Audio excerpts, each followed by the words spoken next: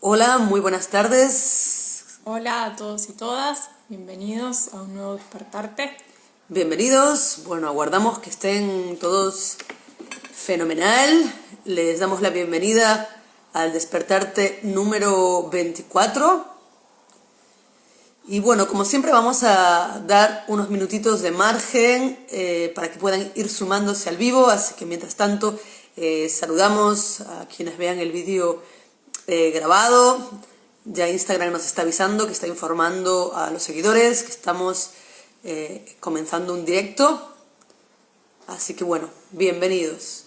Muy buenas. Ahí ya se sumó el invitado de hoy, Hernán. Qué bueno, bienvenido, muchas gracias. Vamos a dar entonces unos minutitos para que puedan empezar a sumarse al vivo de hoy. Ahí está, muy buenas, Guamani, Hola, bienvenido. Guama. Qué bueno, que vayan sumándose, qué gusto. Ahí vamos. Bueno, y les contamos un poquito que hoy lo tenemos de invitado a Hernán Soto. Ay, perdón. Hola, aquí estoy y abrazo. Hernán Soto Lopetegui, que trabaja con sonido y vibración, con un enfoque terapéutico, con vibroacústica, vibroterapia. Y bueno, nos va a contar un poquito acerca de ese trabajo. Sí, del proceso de exploración, de investigación, que sabemos que está formando parte de distintos proyectos, todos ellos bien interesantes. Él mismo nos irá contando un poquito sobre todos ellos. Y bueno, de primera mano hemos tenido la fortuna de poderlo, de haberlo escuchado, de haber sido testigos de esa vibración, de su propia sonoridad. Y bueno, básicamente estamos muy felices de que hoy nos comparta su propio proceso con el sonido, con la relación del sonido y la vibración y todo lo que ello implica y todas las puertas que nos abre. Además es un claro ejemplo de que pueden convivir, digamos, tanto la ciencia como lo que llamamos espiritualidad y conexión espiritual, porque no solamente está muy conectado, digamos, a su espíritu, a su esencia, y tiene esa energía tan sutil y ese tacto tan sensible, y también tiene una exploración y una indagación en todo lo que es la base científica de cómo funciona el sonido, cómo funcionan las leyes, ¿no? Universales en relación a la frecuencia y cómo esto nos va modificando. Así que es muy interesante este tema. Sí, además está también enfocado a la musicoterapia, así que bien interesante. Muy buenas, Lía, bienvenida, ahí te saludamos también. Así que bueno, lo dicho, muy felices de contar hoy con la presencia de Hernán. Y si te parece, Kate, le vamos dando la bienvenida para que se pueda ir sumando al vivo. Ahí vamos a...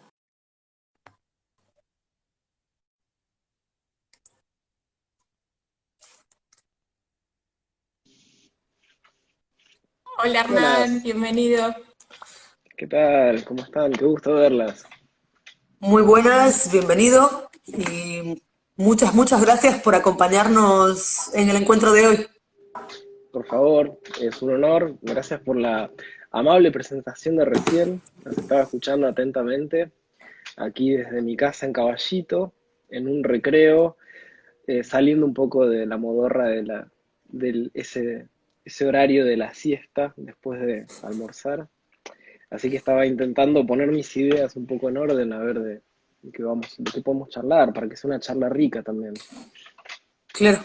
Seguro, igual no me cabe duda que va a terminar siendo rica y fluida. Nosotras intentamos presentarte, pero también si vos querés agregar algo más, digamos, a tu presentación, queda abierto. Dale, cómo no. Sí, pensaba, yo estudié musicoterapia y bueno, la verdad que por suerte y por insistencia también, o sea, mi búsqueda encajó bastante dentro de la disciplina y la verdad que el camino va haciendo mucho sentido. Siempre sentí que la música, quizás la forma en la que lo digo últimamente es que la música para mí es el objeto más brillante que conozco, y no es un objeto, claramente, pero siempre la música me atravesó y me sostuvo y me acompañó de muchas maneras distintas, lo cual creo que es increíble porque sigo manteniendo algunas preguntas abiertas, ¿no? Sobre, por ejemplo, qué es la música, porque a veces cuando cerramos preguntas nos perdemos la posibilidad de inducir sentido, de hacer sentido, de inducir significado en eso.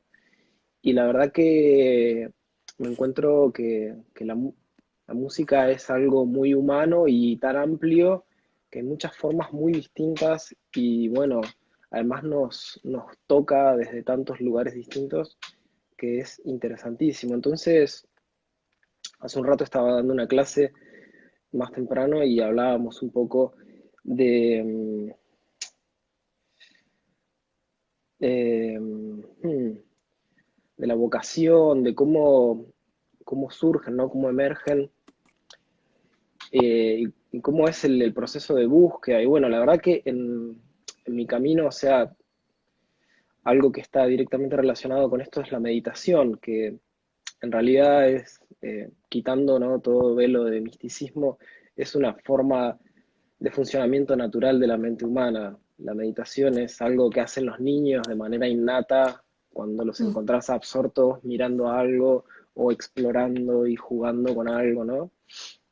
Entonces, en mi camino, el haberme encontrado con espacios de meditación, particularmente con el espacio donde me encuentro trabajando hoy, que es el Centro Vibro, de Vibroacústica en Chacarita, me, me ayudó mucho a ordenarme y a además a entrar eso en una forma de ser y estar en el mundo que yo creo que se adquiere mucho a través de, o se vuelve a experienciar por ahí a través de la cultura y a través de la meditación, ¿no? No hay espacios, digamos, muy accesibles dentro de nuestra cultura, ¿no? Occidente, en Buenos Aires, Latinoamérica, 2020, el, es increíble, pero son cosas que nos quedan un poco lejos a veces a nivel de la realidad, la construcción social de la realidad, ¿no? Y algo con lo que yo me he encontrado es que es un hábito tremendamente saludable y que de alguna manera yo creo que debería estar como en el manual de, bueno, qué significa ser humano, ¿no? Venir a esta vida y, bueno, cómo es tener un cuerpo y cómo cuidarlo y una mente y ordenarse, la disciplina. Entonces, bueno, un poco así, de manera medio metafórica, va como por ahí, ¿no? Mi proceso, mi camino.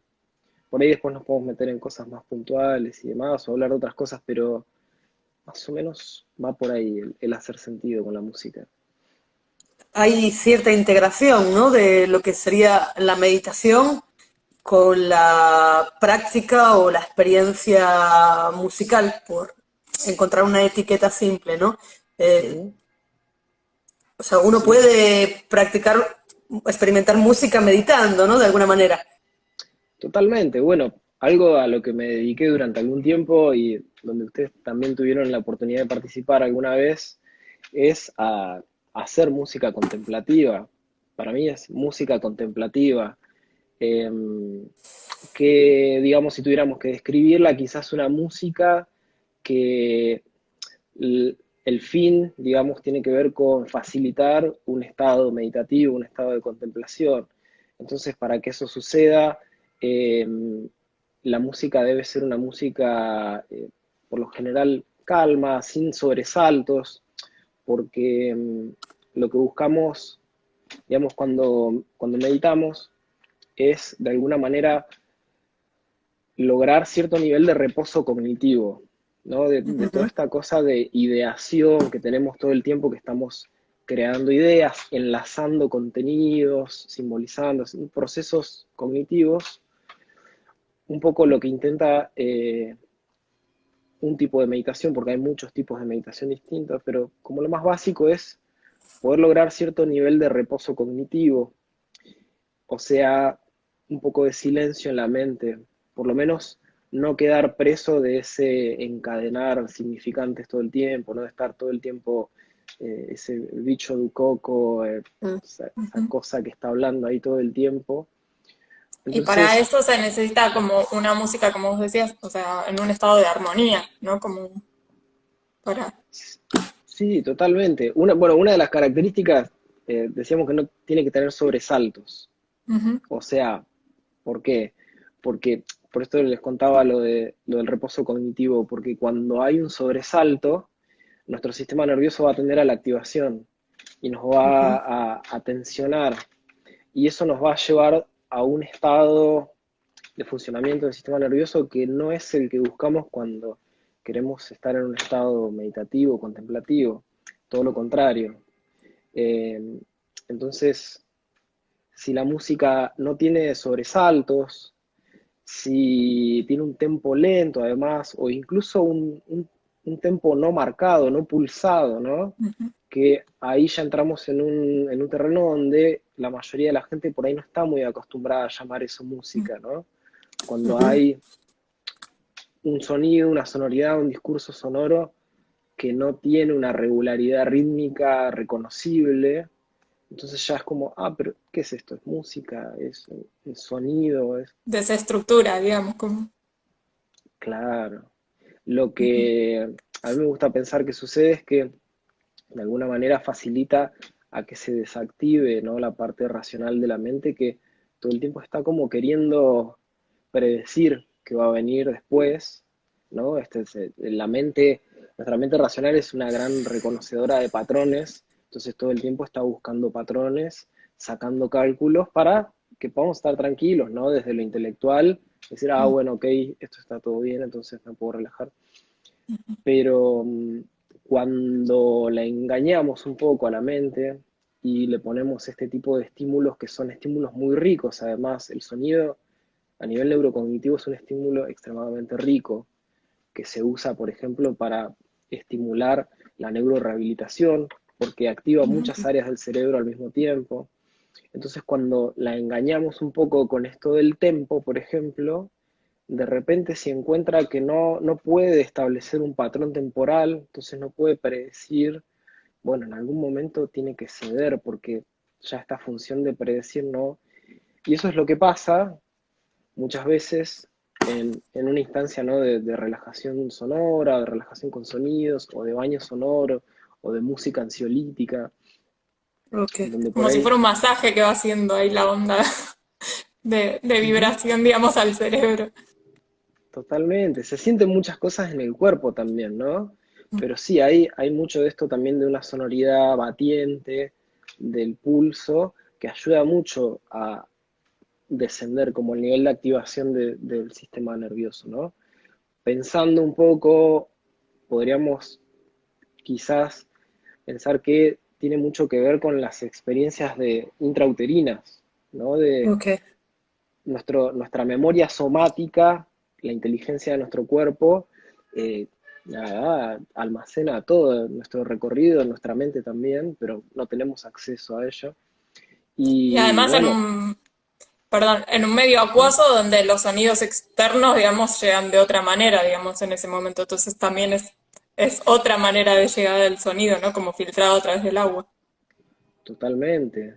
Y no solamente a nivel auditivo, sino que ahí ya se entrecruza el estímulo y además es un estímulo vibrotáctil, porque las pulsaciones del corazón también están generando, ¿no? Como todo un masaje. Además hay toda una cuestión hormonal que está sucediendo con el alimento y con todo, que de alguna manera también ¿no? Es todo un estímulo integral. Pero volviendo a lo de esta cosa, ¿no? Como de un batimento en el cuerpo, en ese estado, en la panza, ¿no? Estamos totalmente bañados de ese estímulo todo el tiempo. Entonces, por ahí tiene que ver que eso nos ayuda a relajarnos tanto. Y también hacer la digestión doy fe, porque justo hablaste del digestivo y con el cuenco a mí me ha pasado que se me mueve un montón el plexo, digamos, y la digestión, como Mirá. sentirlo un montón ahí. Ujú. Sí, totalmente. A veces, bueno, la activación del sistema simpático, viste, tenemos dos ramas, digamos, en Ujú. el sistema nervioso autónomo, que uno es el simpático, que es el que nos activa, nos manda la sangre a las extremidades, ¿no? Y nos pone en un nivel de activación para poder accionar en el mundo. Y el sistema antagónico, que es el parasimpático, que es el que se encarga de relajar, digamos, ¿no? De todas las funciones de autorrestauración, de regular, ¿no? Como la activación para poder entrar en la etapa de sueño y demás. Eh, entonces, sí, yo creo que pasa mucho cuando nos relajamos y mucho cuando usamos cuencos también, cuencos vibroacústicos o cuencos que transmiten vibración mecánica en el cuerpo, que nos provee de un estímulo que nos ayuda también como a bajar, a entrar en un estado más parasimpático. Bien.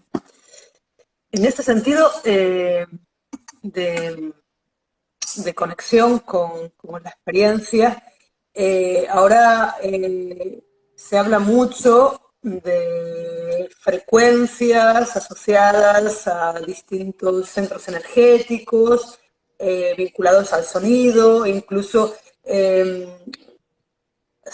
escuchado también que hay diferentes niveles de afinación con frecuencias más afines, más desequilibrantes, por utilizar una palabra. ¿Nos podés comentar un poquito sobre todo esto?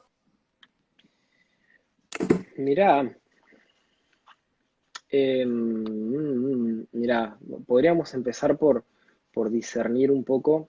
Justo también hoy hablaba de algo que no tiene que ver con esto, pero en una clase, en una tutoría hoy más temprano, con un grupo de alumnos sobre el, el discernir los tipos de discursos, ¿no? Porque estamos ya de lleno en la era de la posverdad, ¿no? A nivel así filosófico. ¿Qué quiere decir eso?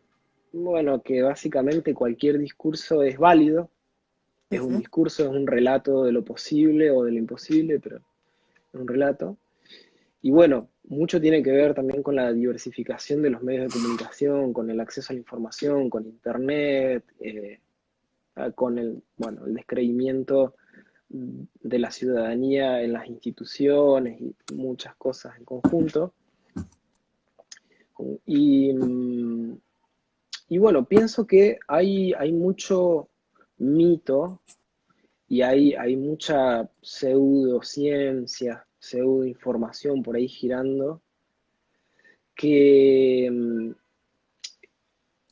me parece estimulante para pensar, porque la verdad es que no sabemos casi nada, o sea, de la infinita complejidad que representa la realidad, nada. Es muy poco lo que podemos alcanzar como a explicar más o menos, ¿no? Y darnos una idea.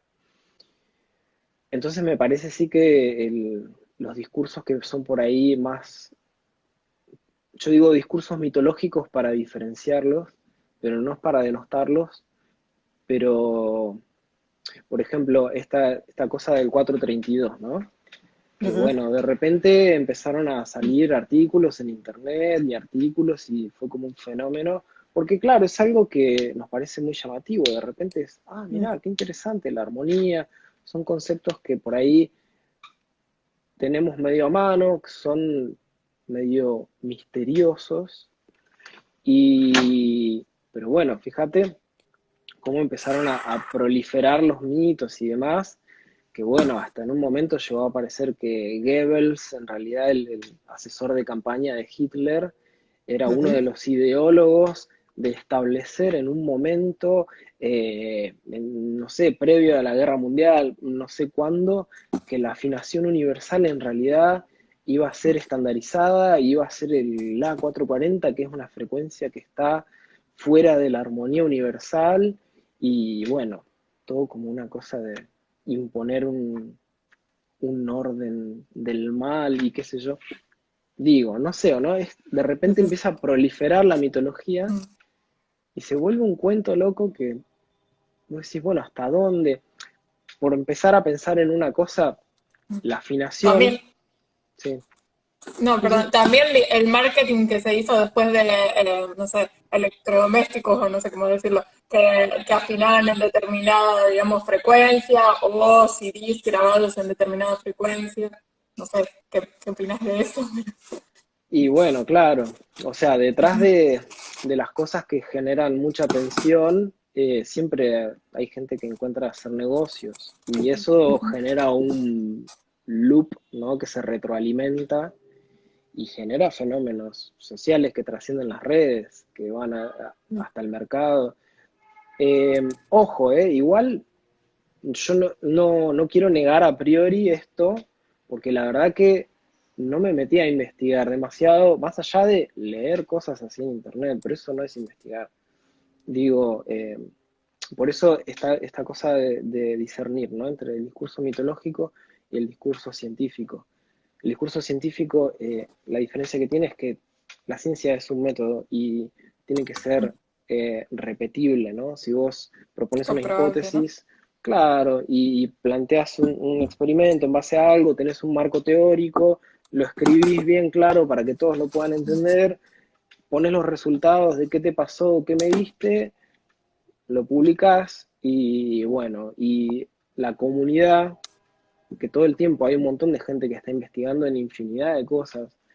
El otro día leía un paper de astrofísica, no lo leía, perdón, lo vi pasar así, de, hay mucho que se está hablando en el problema de la conciencia en astrofísica, como de repente empiezan en ciencias computacionales también, empiezan nada, hay una cantidad de información y de gente en el mundo investigando de manera seria cosas realmente complejas, que es muy loco. A mí me hace descreer también cuando me encuentro este tipo de relatos medio mágicos, ¿viste? Que son, una de las características es que son muy reduccionistas, apelan al pensamiento mágico y bueno, esta nota es para este chakra, esta nota es para el otro, y la verdad que te ponele, para empezar a pensar, hay mucha gente que habla del sonido y la frecuencia y qué sé yo, pero el sonido no es solamente frecuencia. Digo, si vos pensás, ¿no?,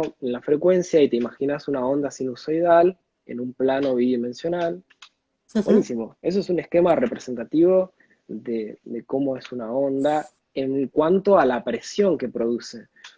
Pero también tiene una componente armónica la onda. La onda no es bidimensional, la onda tiene una tercera dimensión que tiene que ver con la cantidad de energía por banda de frecuencia que tiene esa onda, que puede ser sí la fundamental, la transportadora, un La 440, pero tiene un timbre, ¿no? Lo que se llama en música, que es esto que les digo, tiene una cantidad de energía por cantidad de banda que de alguna manera es como una huella digital del sonido, es lo que a vos te va a dar la diferencia si es un piano o si es un clarinete o si es una trompeta, es la misma frecuencia, pero cómo está ordenada la energía adentro de esa frecuencia en el espectro armónico, varía un montón. Y nadie habla nunca de eso cuando veo este tipo de cosas, ¿no? Y a mí me parece, por hilarlo con otra cosa que es muy interesante,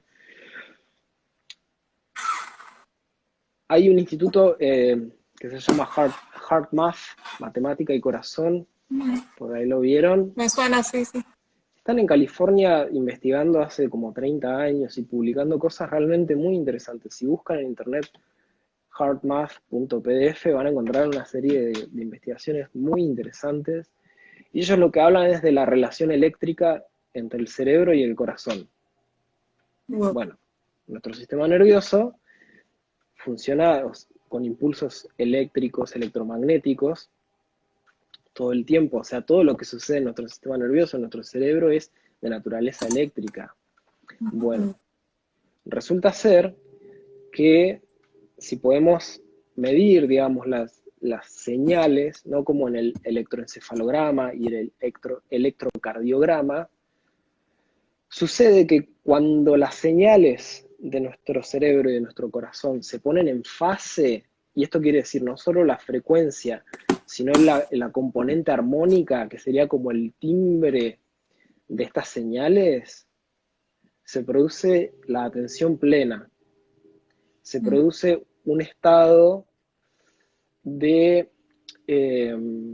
contemplación, de equilibrio entre el sistema nervioso y las conductas, y emerge un patrón coherente, digamos. Es como cuando se suman dos señales y se suman de manera perfecta, lo que sucede es que se multiplica como la cantidad de energía. Igual esto no lo estoy diciendo muy bien, pero les habrá pasado por ahí si tuvieron que afinar un instrumento y cuando están llegando con una cuerda cerca de la relación armónica de la otra, ponerle una quinta en la guitarra, viste que los armónicos empiezan a hacer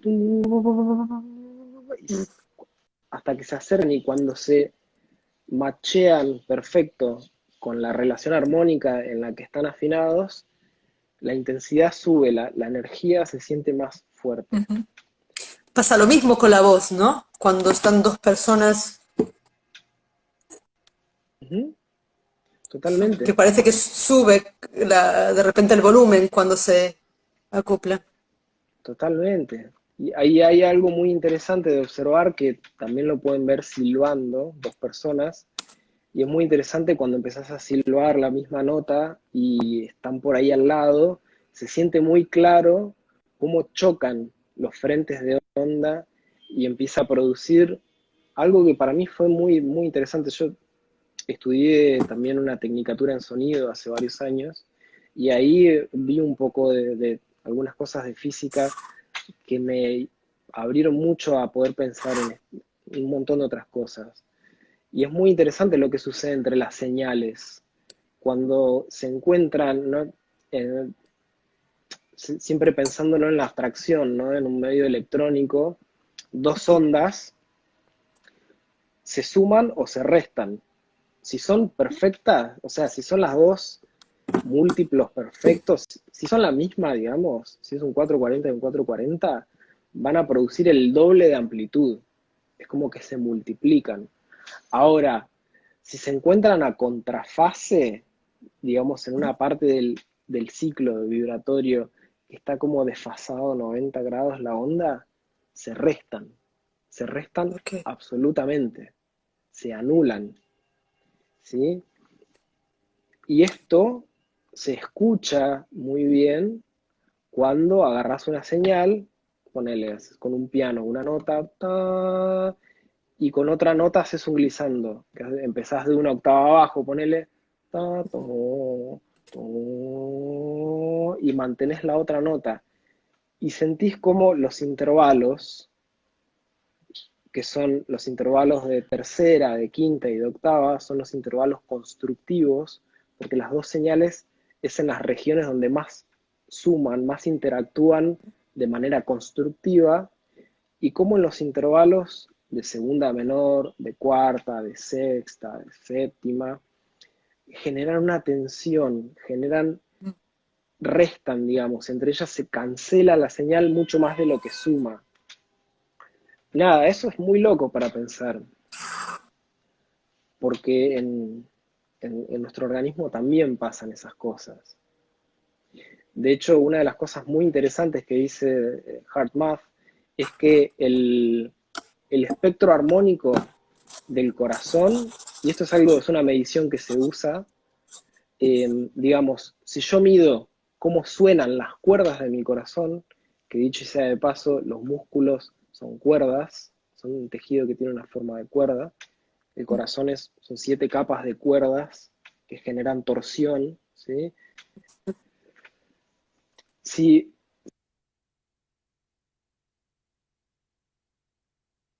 Perdí. tiene los armónicos afinados, ahí está, No, por 2 segundos se perdió el Sí, se sonido. perdió un segundito el sonido. digamos, A ver. Ahí se trabó del la corazón, conexión un Se- touch. Sí. si el sonido de mi corazón, sí, se volvió. uy, a ver, Ahí está, se me había congelado. Si yo grabo el sonido de mi corazón, real, que es tuc, tuc, tuc, tuc, pero tiene un componente espectro, que es el timbre, digamos, ¿no? Si fuera un piano, si fuera una guitarra, yo puedo discernir por el timbre. Si el espectro armónico del sonido de mi corazón está ordenado dentro de la proporción áurea, que es el ordenamiento óptimo de la señal a nivel orgánico, Ujú. mi corazón está funcionando de manera saludable y se puede adaptar fácilmente, digamos, está flexible.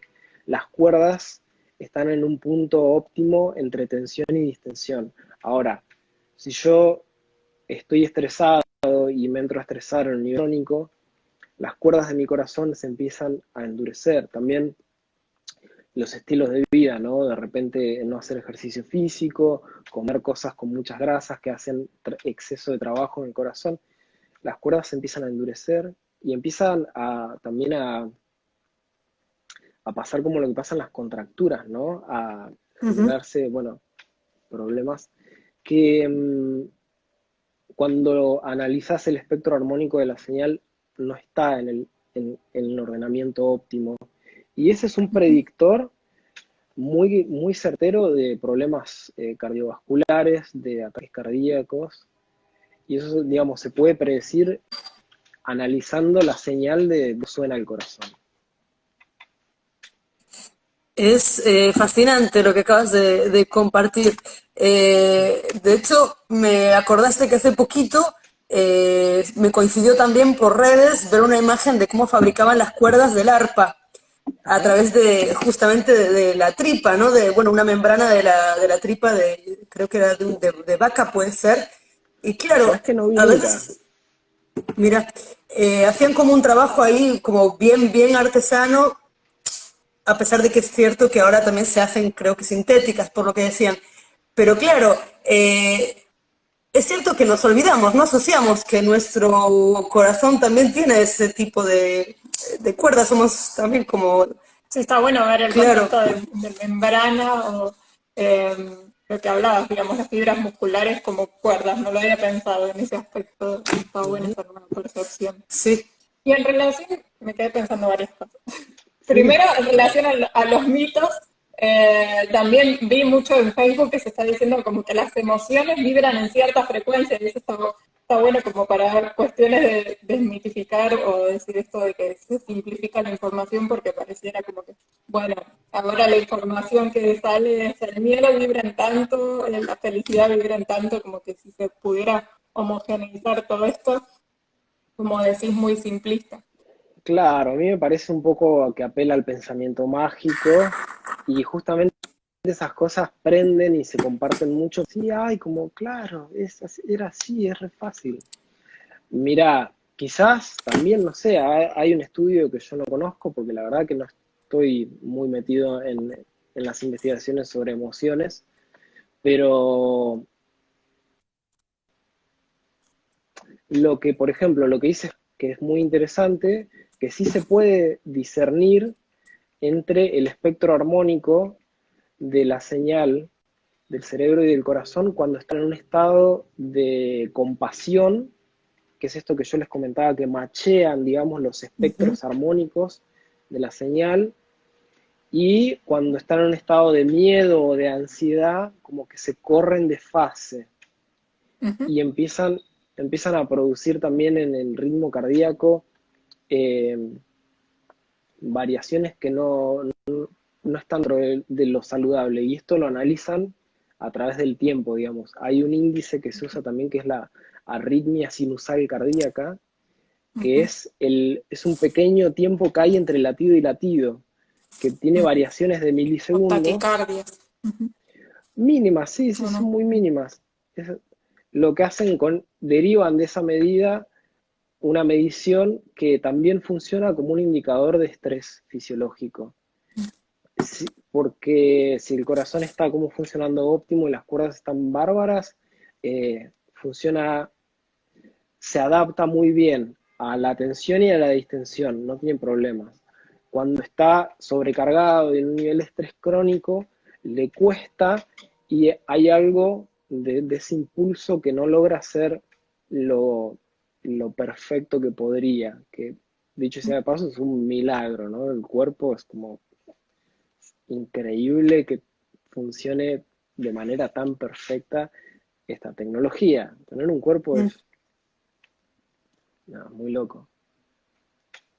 Una inteligencia ahí superior. Sí. Y Totalmente. Bueno, ese es un tema re interesante también para pensar, ¿no? Porque, ponele, a mí algo que me provocó mucho a pensar fue el teorema de Fourier, que fue un físico, matemático francés, creo, no sé si 1800 o 1700, que el tipo formalizó algo que es increíble, que es lo que permite hoy la síntesis digital. El tipo dijo que cualquier señal, pensando en una señal de audio, ¿no? Esto que le sea de las componentes armónicas, es una señal Ujú. compleja, ¿sí? Una señal compleja tiene, por sus variaciones como internas, por decirlo de alguna manera, se modula internamente y produce un timbre, ¿no? Digamos, en el arpa, la, la, digamos, la cualidad de la materia que suena, digamos, esa tripa, todas las particularidades que tiene a nivel físico y cómo está sujetada y demás, van a hacer que suene de cierta manera, van a reforzar ciertos armónicos y otros dentro del espectro armónico. Eso es una señal compleja. Las señales simples son una abstracción que no existen en el medio acústico, que existen sí en el medio electrónico, que es la sinusoide, ¿no?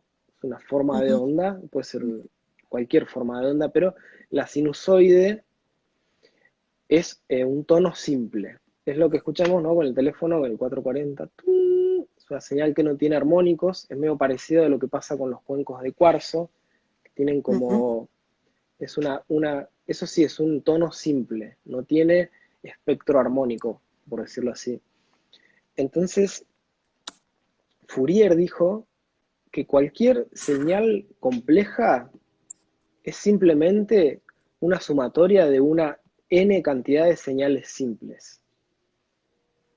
Lo cual es loquísimo porque quiere decir que cualquier sonido, cualquier sonido está compuesto de una cantidad de ondas simples. Vos empezás a iterar y agregar ondas simples y eso produce los distintos timbres. Y eso es lo que hace la síntesis, ¿no? De un sintetizador cuando esos timbres nuevos que aparecieron en los 70s, en los 60s, eh, que bueno, tienen un montón de implicancias en cosas muy interesantes. La gente que estudia música electroacústica y está metida un poco en esos fenómenos, tiene algunas preguntas interesantes. Eh, Porque hay ahí, digamos, otra cosa que dijo Fourier que también me voló la cabeza, fue que los armónicos tienden al infinito. Los armónicos son, esto sí es muy interesante también, me acordaba del 432, por ejemplo. Los armónicos son proporciones matemáticas perfectas. O sea, esto que está diciendo Fourier es que vos deconstruís una señal y te da todo una señal arquetípica, que es la sinusoide, ¿no? Y además que los armónicos, o sea, esa energía que es múltiplo perfecto de la fundamental, tiende al infinito. Y es muy loco, no sé si les puedo ampliar más sobre esto con, con conocimiento, pero a mí me hizo meditar mucho acerca de qué es el sonido y cómo quizás el sonido puede como inducir orden desde, ¿cómo diría Nassim Haramein? Órdenes escalares, ¿no? Desde escalas distintas, ¿no? Así, mucho más grandes y más chicas. Como que los armónicos estar algo de la multidimensionalidad. De hecho, bueno, la teoría de cuerdas y toda esa perorata que es demasiado compleja, no la entiendo, no sé quién la puede entender, pero digo, hay algo, ¿no? Intrínsecamente, bueno, el taoísmo, por hilar así un montón de cosas, el símbolo del yin y el yang es una Ujú. sinusoide, es una sinusoide, la sinusoide es la polaridad, es, o sea, oscila la señal entre un negativo y un positivo. Y es muy loco porque es electrónica, es física, es filosofía antigua, y bueno, ahí, Se me está viniendo mucho la cursada de análisis matemático. mirá, Extendiendo a infinito, más o menos. Todos esos gráficos. bueno, Eh, pero que ahí va, te comento algo sobre eso. Tenemos que tratar de pensar en el pensamiento complejo, de abrazar un nivel de información como cada vez más amplio, ¿no? Digo, a mí me hubiera encantado en la secundaria cuando cursé, quizás ahora me pase, pero siento que necesito un par que me lo transmita como algo cultural, entender los campos numéricos, los números irracionales, los números imaginarios. Yo no entiendo, pero intuyo que ahí hay herramientas para pensar interesantes, pero bueno, no sé.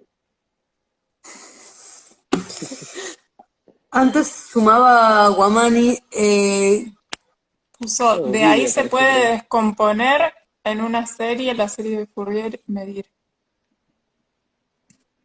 Algo ligado a lo que estábamos diciendo Ujú. en ese momento. Em, Ah, y una pregunta.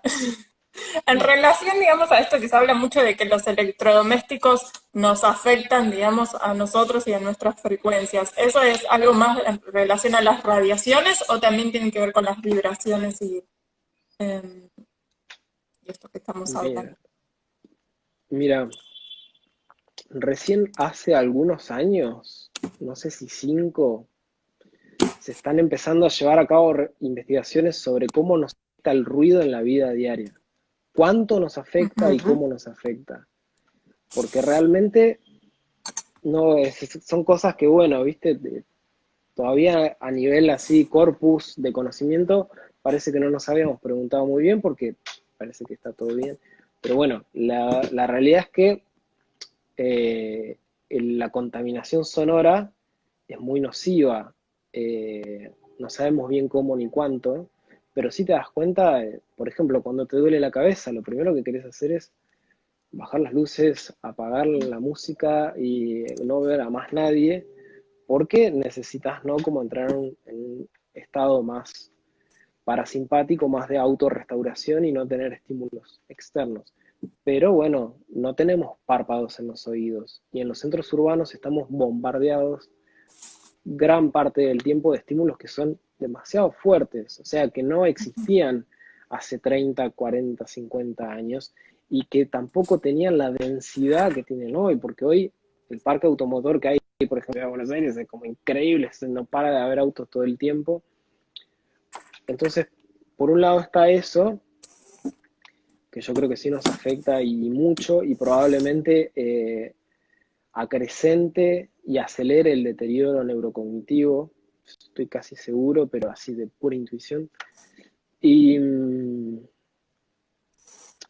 después, sobre lo otro que también es bastante incierto, está toda esta cosa, ¿no? Del Wi-Fi, del 3G, del 5G, a lo cual me he encontrado que hay posturas contrapuestas y que uno es una radiación no ionizante y no sé qué, y sí y no, y gente defendiendo una postura y otra.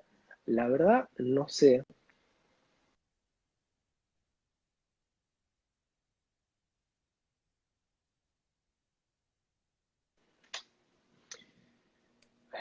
Yo sé algo, a ver, eh, a mí no me gusta mucho suponer, Ujú.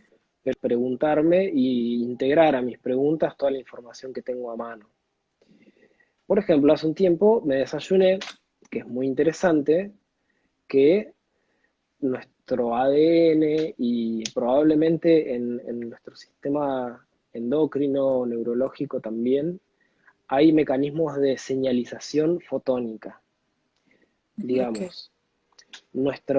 por ejemplo, ¿no? La interfaz endocrina funciona de manera electroquímica.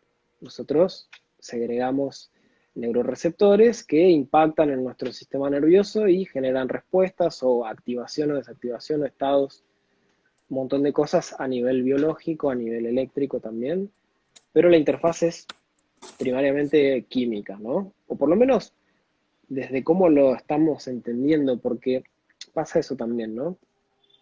De repente se empieza a comprender mejor y bueno, se abarca, se integra más información y se obtiene por ahí una visión un poco, cambia un poco el ángulo. Por ahí es así, pero no tan así. A lo que voy es que hay también mecanismos de señalización, esto de las, los neurotransmisores también serían, ¿no? Como son mensajeros químicos, hay mecanismos de señalización que no solo son eléctricos, sino que también hay fotónicos. O sea, y eso es algo que es bastante nuevo. No sé si hace 10, 15 años que lo sabemos. Y eso inaugura como todo una dimensión nueva en entender en el cuerpo humano, ¿no? Como es una capa, un layer que no estábamos considerando. Entonces, Como pasa, perdón, como que sí, me imagino un poco como pasa en las plantas, no sé, que son fototrópicas, digamos, que tienden a crecer hacia la luz o geotrópicas, no sé, como claro. Bueno, sería. nuestra glándula pineal tiene también, no me acuerdo si conos o bastones, pero percibe la luminosidad. Está dentro del cráneo. ¿Para qué tenemos un ojo adentro del cráneo? Bueno, en principio podríamos decir que es cierta que para regular la producción de melatonina, que es lo que regula nuestros ciclos de sueño también. Y sí, eso es un mecanismo de entrainment, o sea, nuestro organismo se sintoniza con el ciclo de la luz del día y de la noche a través de eso, mayoritariamente. Y eso es también una señal electromagnética, la luz. Entonces, yo no tengo idea cómo nos afecta el Wi-Fi, cómo nos afecta el 5G, pero a mí me parece que una ecología del espectro es una posición bastante lógica, bastante conservadora también, pero me parece que esta locura de querer todo el tiempo ampliar el ancho de banda para la Internet de las cosas y que todo el tiempo podamos tener archivos y descargas instantáneas, digo, no sé, estamos bien con el Internet que tenemos, podemos tirar un poco más antes de hacer quilombo y estudiar en medio de qué va a pasar. Claro. Y en relación a esto, por ejemplo, eh, se me viene preguntarte en relación a nuestra propia voz, ¿no? Ujú. Hablábamos de contaminación acústica. ¿Cómo afecta nuestra propia voz a nuestro sistema? Porque sí que es cierto que dependiendo de cómo estamos, incluso a veces ni siquiera registramos bien el sonido. Seguro que a mí me ha pasado, ¿no? De escuchar mi voz grabada y no reconocerla, dependiendo de cómo me siento, emito de una manera o de otra. Como eso también, de alguna manera, entiendo que afecta, ¿no? También al sistema. Sí, a ver, por un lado lo que decís de cómo uno se escucha, pasa que cuando nos grabamos y nos escuchamos con algo que se reproduce desde afuera de nuestro cráneo, Ujú, la transmisión mecánica, básicamente, de todo lo que es la parte más vibratoria, todo lo que se transmite a través del hueso directamente a la cóclea, no está. ujú. Entonces ahí ya tenés una coloración de lo que percibís que es totalmente distinta. Vos lo que percibís cuando hablás es por medio aéreo de lo que hablás y te vuelve hacia el oído, pero también hay una gran parte que es por medio óseo, es una estimulación que va directamente por el hueso. Entonces eso por un lado. Por otro lado, por ejemplo, sabemos que eh, la voz es, eh, es un órgano, nuestras cuerdas vocales son un órgano remarcable, o sea, es increíble, es un milagro de la evolución. Y, por ejemplo, puede ayudar a regular estados emocionales a través de la estimulación del nervio vago, que Ujú. el nervio vago, la teoría polivagal, es una reconceptualización de cómo funciona el sistema nervioso autónomo y de cómo interactúa el sistema nervioso autónomo y nuestras conductas. Y el nervio vago, digamos, es un nervio que es el nervio más largo de nuestro cuerpo y que principalmente tiene vías aferentes que van desde nuestras vísceras hacia el cerebro, o sea que principalmente llevan información de nuestras vísceras hacia el cerebro y esa información ayuda mucho a nuestro sistema nervioso a autorregularse no solamente somática y físicamente, sino a nivel también emocional. Digamos, las emociones no están arraigadas en físico, en el soma, y son un producto también de nuestros estados eh, autonómicos. De alguna manera, la teoría polivagal habla de eso. Y el nervio vago también conecta las inervaciones del corazón, de los músculos faciales que están implicados en la expresión facial. Y la expresión facial es un, una forma de comunicación muy rica que tenemos, donde tenemos una cantidad, o sea, hemos desarrollado mucho más que otras especies músculos, principalmente para la comunicación. Hay un montón de cosas que yo, sin decirte, en cómo vos observás, incluso sin darte cuenta, a nivel inconsciente, tu sistema nervioso está haciendo una evaluación constante para entender si el estímulo que tenés enfrente es un estímulo que te amenaza, que puede amenazar tu vida, por lo cual tu sistema nervioso autónomo tiene que tomar una estrategia de supervivencia que es fight or flight, se llama, ¿no? De lucha o huida, o freezing, o si evalúa que está todo bien, que no hay una amenaza latente, entonces activa el freno vagal y permite un estado autonómico que es diametralmente opuesto, que es el estado que permite las conductas prosociales, las conductas sociales espontáneas. ¿Por qué? Porque, porque si estamos ante una situación de peligro, nuestro sistema nervioso adapta instantáneamente una estrategia que lleva todos nuestros recursos hacia las extremidades para correr o pelear, y todos los recursos, digamos, que podrían estar disponibles para la interacción social no están, porque están dirigidos hacia otro lado. Súper Entonces, bien. entonces eso es muy interesante. Nosotros podemos autorregularnos utilizando utilizando la voz entonada, cantando. Principalmente los estudios que yo estuve viendo hace un tiempo, el año pasado y el anterior había dado un taller sobre toning, que es una Ujú. técnica de musicoterapia que tiene que ver con la entonación, que es una técnica que no busca un fin estético, no es como un canto donde uno quiere cantar una letra y transmitir una emoción y una melodía, sino que el toning es simplemente entonar una vocal y sostenerla y explorar también por ahí, hacer glissando, ¿no?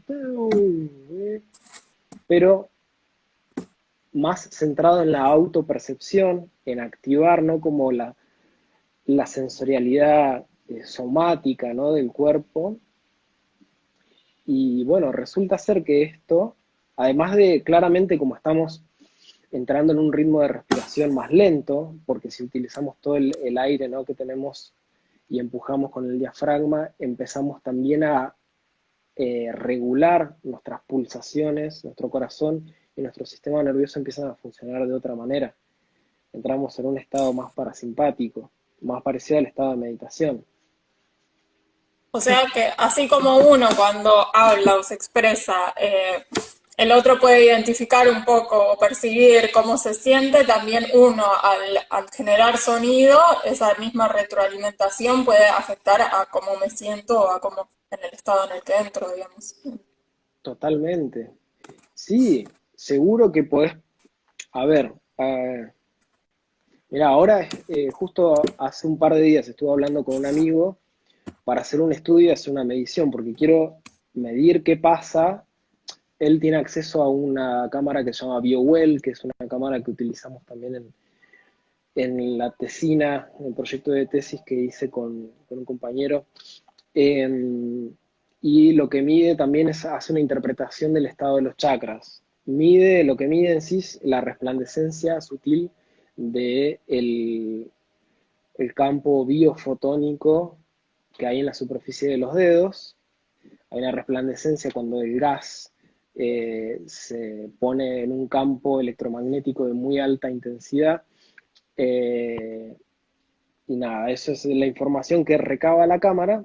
Entonces, bueno, mi idea, que en realidad es una idea que tengo del año pasado, quiero medir qué pasa, a ver si hay una persona que canta durante, no sé, media hora, entona, qué pasa, qué, cómo, a ver, entonces discernir, a ver si es lo mismo, si canta armónicos, si no, si entona, pero además varía los tonos o siempre entona la misma nota. Y bueno, quiero ver si puedo encontrar, es como exploratorio, ¿no? El diseño, a ver qué diferencias hay entre esos tipos de cantar, de fonar distintos. Pero sí se sabe también, me acordaba de una experiencia que hay en un libro que se llama El efecto Mozart, que cuenta de unos monjes que cantaban, que hacían canto gregoriano, y que en un momento digamos, un caso histórico porque fue muy notorio, y fue hace muchos años, y hubo una reforma eclesiástica donde se les prohibió a los monjes cantar, ya no tenían más permitido cantar. Y era básicamente la única actividad, estaban recluidos en un monasterio y era la única actividad que tenían, digamos, no sé si dispersión, porque también se lo toman muy en serio, pero sí, los tipos lo disfrutaban muchísimo. Bueno, pasó que dejaron de cantar y empezaron a deprimirse todos. Y llegó un momento que estaban todos en un pozo depresivo y se empezaron a llamar médicos y che, bueno, ¿qué hacemos? ¿Cómo? Y bueno, los tipos estaban deprimidos. Pasó un tiempo hasta que lograron volver a cantar, no me acuerdo bien por qué, cómo era la anécdota, pero los tipos volvieron en sí, digamos, salieron del estado de depresión en que estaban. Ahí tenemos la anécdota de la importancia del sonido, ¿no? Sí, De sí, sonar. sabemos también que cantar también produce algunos cambios a nivel hormonal. No me acuerdo si tenía que ver con la segregación de serotonina, no, de dopamina, pero sí tiene un efecto también en el estado de ánimo. Serotonina sería como la que genera la felicidad y dopamina como la que baja y relaja, ¿no? No tengo entendido. Eh, mira, son dos neurotransmisores que están directamente relacionados con el bienestar y con la felicidad, pero la Ujú. dopamina es más parecida a una hormona de placer, digamos, como de placer sexual. Ok. Es una hormona, claro, es una hormona que está Que también relacionada está en más la con, leche materna. ¿no es la oxitocina eso? Yo tengo Puede ser, entendido ¿eh? que, bueno, nos No, sí, fluyó sí, tanto puede la ser. conversación que nos quedan 2 minutos de vivo, te comento. Ya está por cortar el directo. Estaba mirando Está ahí. muy bien. Que por las dudas te aviso porque estamos. Bien, bueno, sí, seguramente a través de la leche van un montón es un cóctel de neuronas, pero la serotonina es un neurotransmisor que impacta más en la actividad global, como nos genera un bienestar. Y una de las diferencias que me acuerdo que es clave es que la serotonina, nuestro organismo no pide más. Digamos, cuando tenemos un nivel de serotonina nos sentimos bárbaros, es como que a nivel fisiológico se deja de pedir, ¿no? Ese estímulo, pero la dopamina no. La dopamina es como que no tiene una saciedad, es como que, bueno, siempre quiere más el cuerpo. Puede ser adictiva.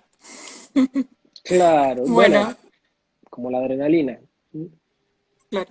Acá nos dice que los felicito, Hernán, un placer escucharte y más o menos con esto nos despedimos porque no queremos que se Sí, pierda el video. da para un montón de esta conversación. La verdad que podríamos pasar toda la tarde.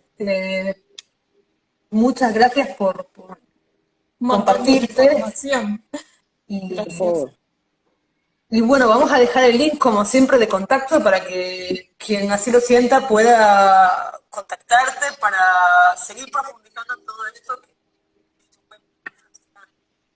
De una, a ver si, de una, edición sonora, que es mi proyecto, y nada, sí, quien quiera ponerse en contacto, siempre bienvenido, está bueno compartir y charlar, así que les agradezco un montón la invitación, súper rica la charla, me encanta verlas y saber que están ahí movilizando ideas y pensamientos y cristales, así que bueno, estemos charlando pronto.